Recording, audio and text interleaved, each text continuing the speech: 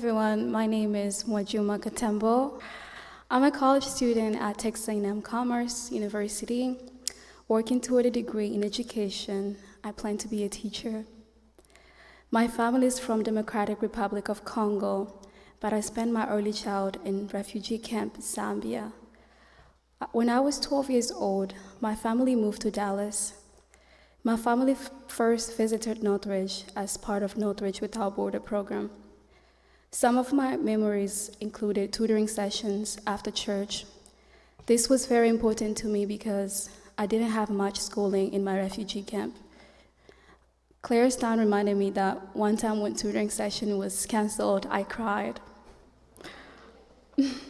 Another memory I have of Northridge is feeling welcome by a lot of people here. Different families drove me to church, and I remember feeling loved and special. I remember singing Shine Bright Like Diamond with Mary Lee. I remember teaching Claire Stein some Swahili, and Regina, my cousin, laughing at her pronunciation. I was the first person in my family to graduate from high school. While I was in high school, Claire asked me if I was wanting to go to college. I paused for a minute and I was like, yes, I want to go to college. But I did not think that could be possible because of tuition and. So I studied for the SAT, and Claire and Steve and I researched schools and made some choices. I got accepted at Texas Women University in A&M Commerce. Lee Jones took me on a school tour at Texas Women University. Then Claire and I went to Commerce the same summer. I got accepted there. Then we had some excitement, screaming, and there was a lot going on that time. Then the question came, how am I supposed to pay for college? I got accepted, but how am I supposed to pay? We're like, well, there's always a way, always. We worked really hard and got some scholarships, but the issue was it was not enough. Then I asked, are you sure I'm gonna go to this college because I don't have enough? Then the church here at Northridge offered the Ben and Jean scholarship, and that's what made it possible for me to go to college. I'm now in my 4th year and expect to graduate next year. I love my classes, I love my friends there. I was even able to get a job at International Rescue, and some of y'all might remember me, I came here with the youth. And I'm now an instructor at Texas A&M Commerce, teaching a first-year track class. I never believed I would get to go to college. I'm really grateful to this church and everyone here for everything y'all invested in me and your support. That really meant a lot to me. And thank you for believing in me even when I doubted myself. Thank you. I'm Wajuma Katembo. This is Claire. And I'm Claire Stein. We met through Northridge Without Borders. Do you remember your first visit to Northridge? Yeah, I remember it was in 2014.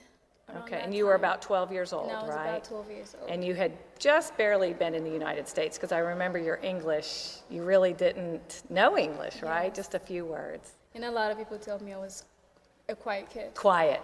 Boy, you're sure not quiet anymore, right? Now I'm told I'm the talkative child. Yeah. I remember we had trouble pronouncing your name. Yes. It was hard. Did that bother you that people couldn't say your name? Yeah, that still bothers me till today. People still have trouble? Yeah. Well, I noticed in college you just go by moi. Yeah. So Yeah. sometimes that confuses me because a guy might be like, mwah, like a kiss. Yeah. And the next thing you know, like, are you talking to me? But like, no. It's just, But yeah. I think everyone at Northridge can say your name now, right? Yeah, Mwajuma? now I try to make sure they actually That they learn pronounce it, not Yes, just moi. yes. So what other memories do you have from when you first came here? I remember you driving me here with, Yep, we with drove. Michael, and then us going to Bible study together. Yeah. Lots of different church members drove you Yes. drove you guys all around, and that's how we got to know you, was in the car. Yes, car.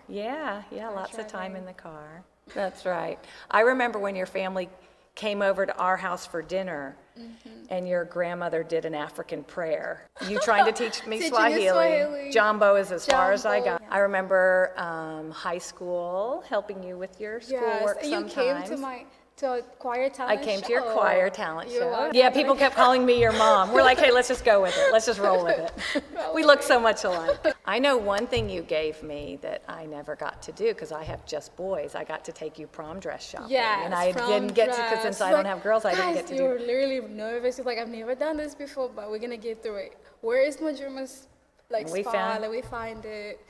Oh, Yeah. I and remember it was- taking the dress. And you look good in every dress. And then graduation, you came there Graduation too. was Oh, it's so amazing. pretty. Your whole family was there. Graduation was a big deal. You've grown up. You were a little girl when I met you. You went on youth trips. Yeah. Youth trips yeah. with her.